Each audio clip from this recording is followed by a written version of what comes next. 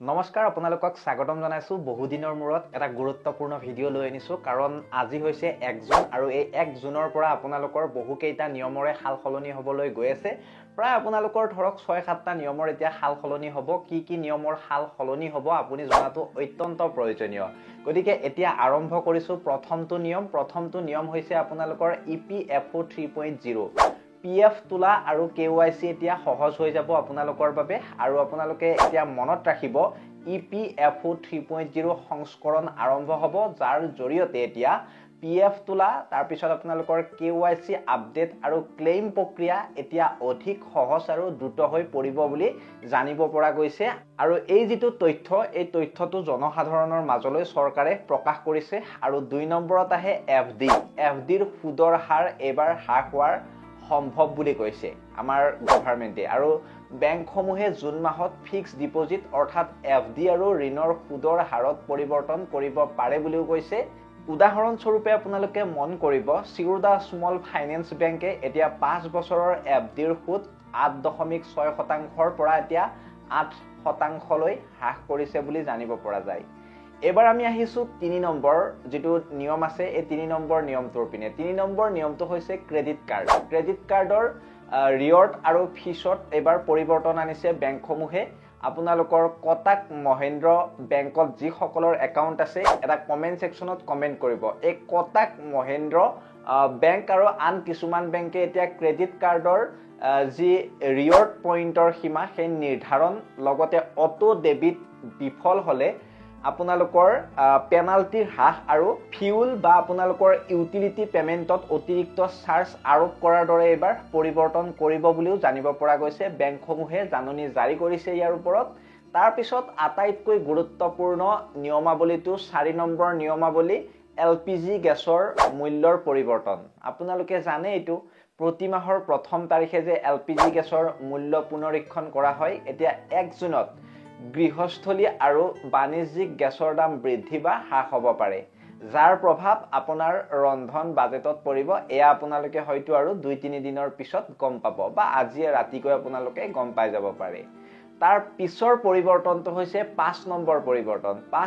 পৰিৱৰ্তনটো হৈছে ATM লেনদেনৰ charge বৃদ্ধি সম্ভৱ এয়া আপোনালোকে মন কৰিব ATMৰ পৰা ফ্ৰী লেনদেনৰ সীমা এতিয়া অতিক্ৰম কৰিলে লগা চাৰ্জ বৃদ্ধি হ'ব পাৰে বিশেষকৈ যি সকল ব্যৱহাৰকাৰীয়ে বেছি বাৰৰ বাবে নগদ উত্তোলন কৰে এটো মনত ৰাখিব নগদ মানে উলিয়াই লয় তেওঁলোকৰ বাবে তাৰ পিছত 6 নম্বৰটো আপোনালোকৰ মিউচুৱেল ফাণ্ডৰ নতুন কাট অফ সময় এটো এটা গুৰুত্বপূৰ্ণ আপোনালোকৰ নিয়ম এতিয়া SCBI এ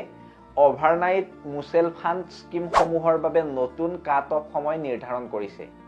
আপোনালোকৰ অফলাইন লেনদেনৰ বাবে 3 বজাত আৰু অনলাইন লেনদেনৰ বাবে 7 বজাত নিশ্চয় বুজি পালে যদি বুজি পোৱা নাই আপোনালোকে কমেন্ট সেকশনত কিন্তু কমেন্ট কৰিব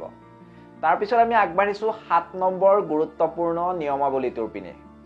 আধাৰ আপডেটৰ আপোনালোকৰ ফ্ৰী সুবিধাৰ সময়সীমা এতিয়া আধাৰ কাৰ্ডৰ ফ্ৰী আপডেটৰ সুবিধা 14 জুন 2025 পৰ্যন্ত উপলব্ধ তাৰ পিছত অনলাইন আপোনালোকে আপডেটত 25 আৰু কেন্দ্ৰত আপোনালোকে 50 টকা চাৰ্জ দিব লাগিব এই কথাখিনি মনত ৰাখিব তাৰ পিছত আমি আগবাঢ়িছো 8 নম্বৰ যেটো নিয়ম আছে এই 8 নম্বৰ নিয়মটোৰ পিনে 8 নম্বৰ নিয়মটো হৈছে UPI লেনদেনত আপোনালোকৰ প্ৰাপকজনৰ আসল নাম প্ৰদৰ্শন আসলতে হয় কি NPCI নতুন নিয়ম অনুসৰি আপোনালোকৰ UPI পেমেন্ট কৰাৰ সময়ত ব্যৱহাৰকাৰীয়ে প্ৰাপকজনৰ আসল বেংকিং নামহে দেখিব অৰ্থাৎ QR কোড বা সম্পাদিত নাম প্ৰদৰ্শন এতিয়াৰে পৰা নহব এই কথাটো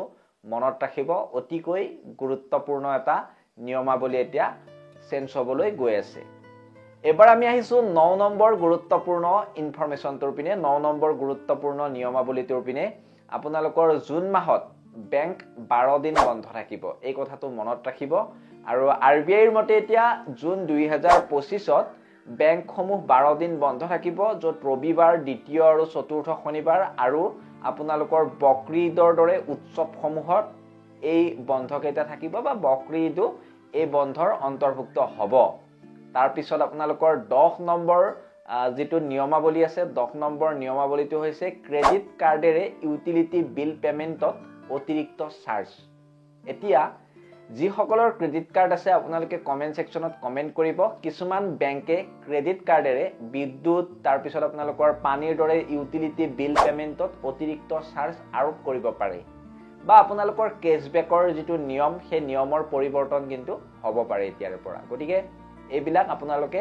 ধুনীয়াকৈ এবাৰ চকু ফুৰাই চাব, এবাৰ ভালদৰে চেক কৰি চাব যদি ক্ৰেডিট কাৰ্ডেৰে আপোনালোকে